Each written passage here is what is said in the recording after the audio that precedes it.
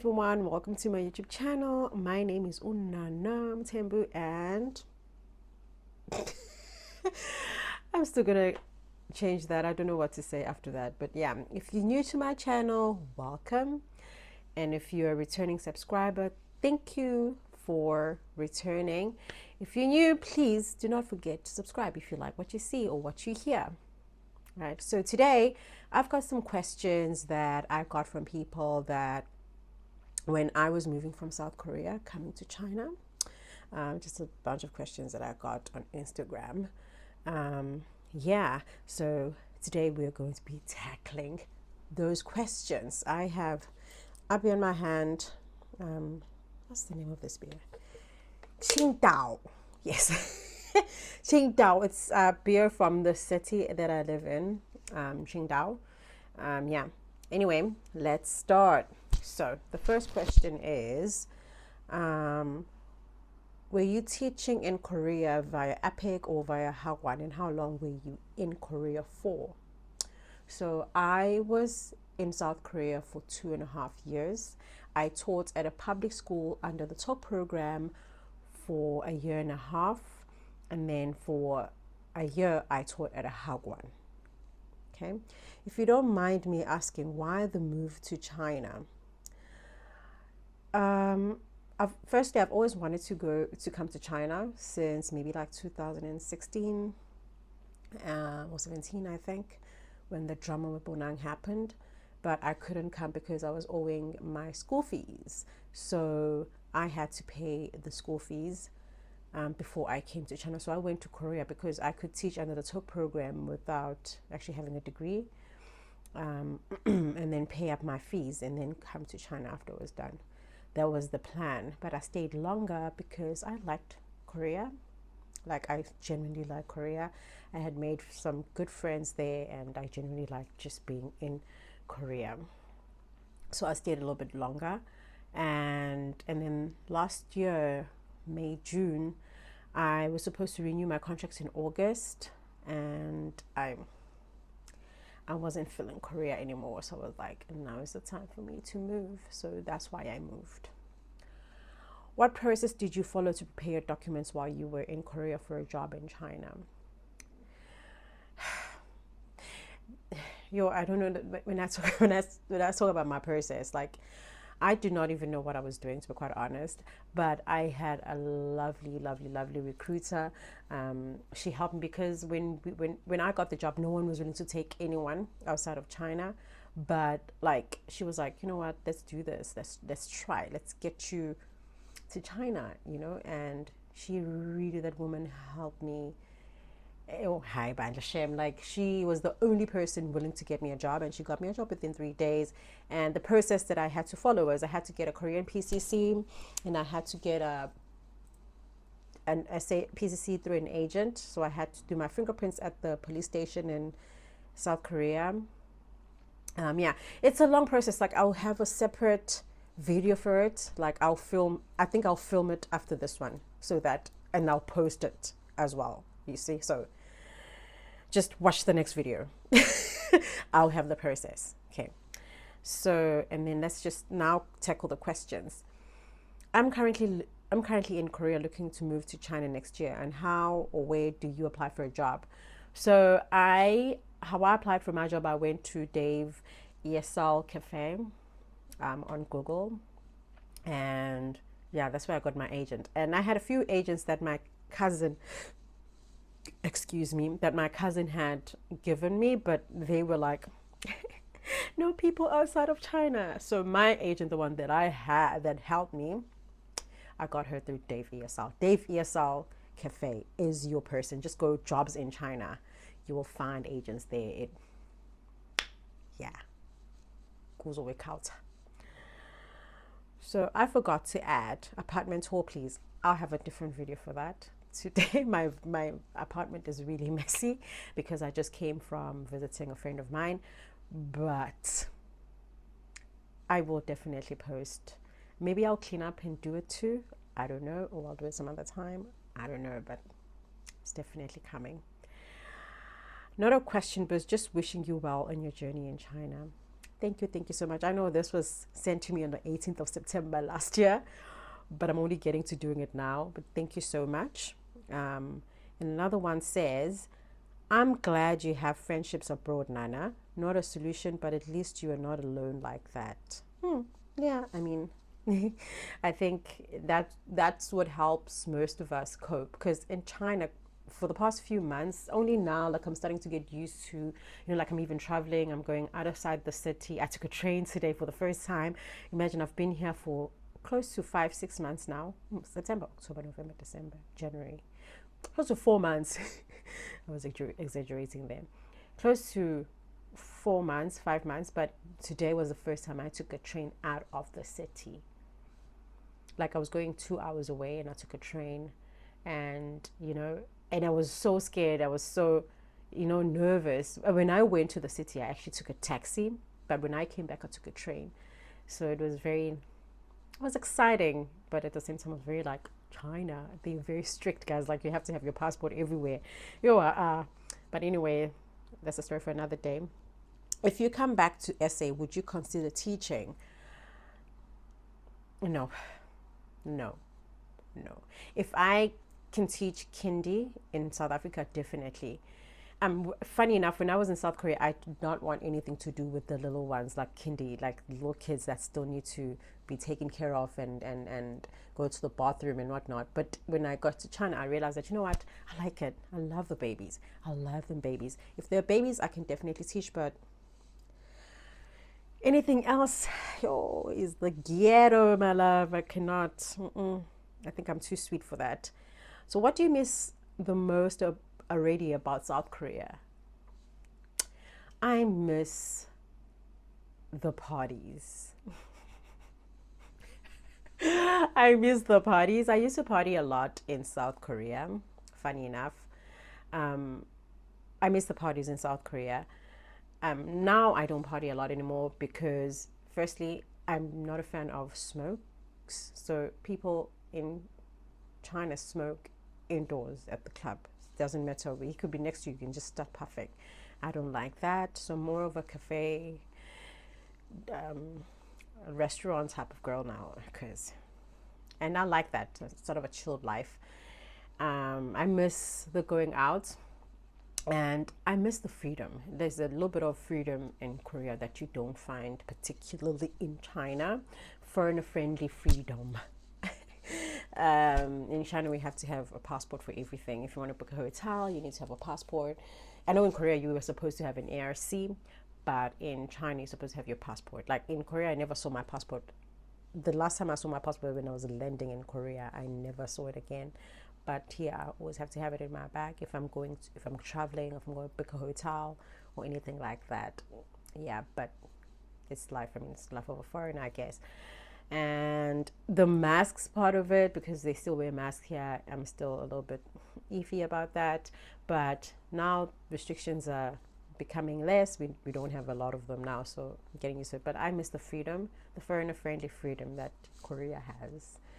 I like that. But you know what? It's a small price to pay for what I get paid here, my love. Like, take away all the freedom if you want, as long as I'm getting the same amount of money. Anyway, yeah.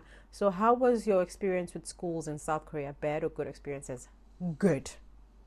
Good. I had the most amazing schools. I won't even lie. Yo, ginihitala and iyangishisa. Okay, sorry about that. So when I was with my school, my first school, the public school that I worked at, I was supposed to be there for 6 months, right?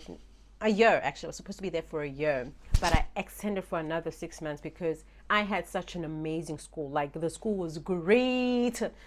The school was awesome. And then my Hagwon was amazing. Like, I don't know, man. I had an amazing boss that at the place where I used to work. The man's was amazing. I liked the job, and I was not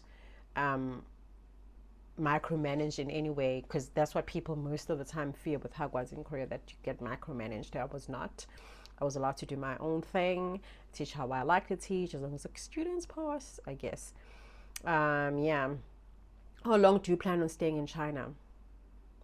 2 to 3 years. 2 to 3 years. At most, if I'm pushing it, 5, but for now it's 3. 3 years.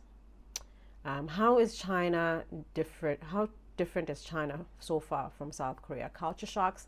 Culture shock? No. It's just those things, the smoking part that I don't like. And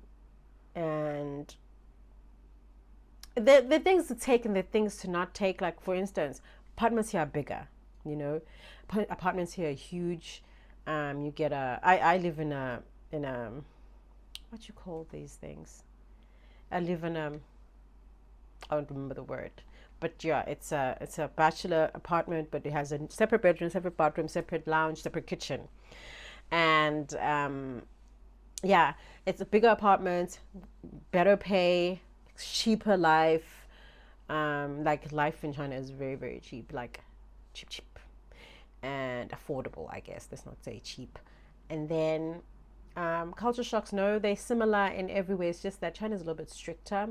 Like, for instance, like, I'll just take the train for instance. Like, in Korea, I used to like even be 30 seconds like close to the train's departure, and I would still get a train. If I did not buy a ticket, I'll just enter the train and I'll pay once I'm inside the train. You cannot do that in China, my love.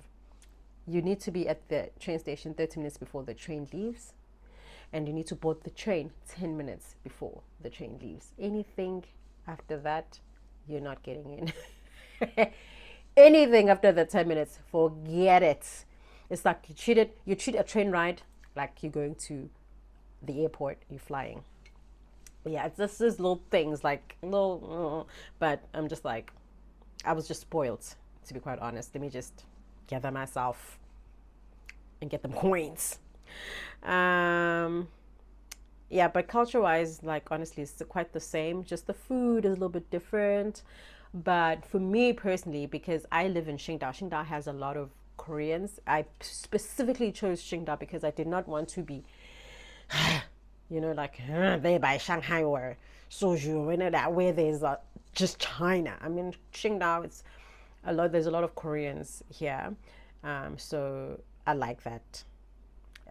I'm sort of gonna integrate myself with the Chinese culture, and then I'll move into China, like maybe next year or this year, end of this year, I'll then move inland. But for now, I prefer. It makes me feel okay to think that I'm actually closer to Korea, and I know I'm not actually. I'm in another country. Yeah. Why? Okay, this question is quite. Did you finally get your degree certificate to apply for a job in China? Yes, I did.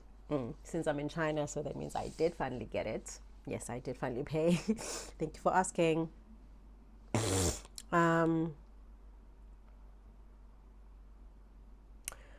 Why was it important for you to go now and not next year or future? Now, I'd like to think this is them asking why September. Guys, life just changed in China. Like, life literally changed drastically, especially May, June. Things just went to shit, to be quite honest. Like, the assault happened, and I had drama with people I thought were my friends. Like, it is just like, and in all honesty, I'm very thankful that all of those things happened, because I think that there's a higher power that I do not know, knew that I'm going to have to renew at some point, like close to the time I had all of these things happen. And it was just like a nudge, like, no, anyway, you didn't come to stay in Korea. You've always wanted to go to China. So, let's create all of this drama so that your ass wakes up and you leave. I think that, because looking back now, I'm like, I'm really, really, really, really, really, really thankful for all of that drama happening and all of that happening, because the drama probably happened like on a Friday. On a Sunday, I had interviews for the next week. On a Thursday, I had gotten a job. 2 weeks later, I had, was doing my visa, and I was out within 2 months, And had that not happened, Lord knows I would have renewed. I would have renewed because, in all honesty, I don't even know why I would have renewed. I would have renewed because why I know people in Korea. There was really nothing that had made me that would have made me renew, other than the fact that I knew people in China, and that's just it, you know. So I'm really, really glad that that happened. Like, it's a blessing in disguise because I'm living my best life. You know, as much as it hurts, I lost friends. Never mind a man. Well, fuck men. But like, it was double jeopardy, basically. I lost a man. Well, he was never mine in the first place, but like, and friends. But I don't give a damn about the man. Friends, you make new friends. But like, yeah. That was that. And yeah, basically that's why I left. I left because there was too much drama. Please do as many story times as you can, even if you think it's not that interesting. It will be. I will definitely do a few story times. Okay, and then this video is becoming a little bit long. So this, I love you so much. I love you so much for this. I thought you abandoned YouTube. No, I didn't. I knew which camera I wanted to get, I wanted to use, and you know, I just wanted to have the right equipment for me personally. Like, I feel great making the best. I know people say, oh my God, you just need to start with your phone. I don't like using my phone to film, to be quite honest. Nope. I don't like using my phone to film. I like using the camera, and I knew that I wanted to use the DJI, so I wanted to get that first, and I got that for my birthday. So yeah, I'm back. So please break the costs of moving. I definitely will do that after this. Do you need a letter of release from Hagwon should you get a job in China? No, you don't. Where does one get a medical form for a health check? You can ask the agent, whoever's helping you with the job, get the job, ask them for the form. They'll give you the form. Everything we talked about, babe, I will do it. I'll do the video after this. Authentication process, definitely do it after this. So yeah, basically those were the questions that I got. And yeah, so stay tuned. The next video will be breaking down the cost of moving to China at the time, and then I'll tell you now what it would probably cost now, since now there's no longer any COVID or whatever. So yeah, anyway, thank you for watching, and if you have not subscribed, please do not forget to subscribe. And yeah, love you, bye. Mwah.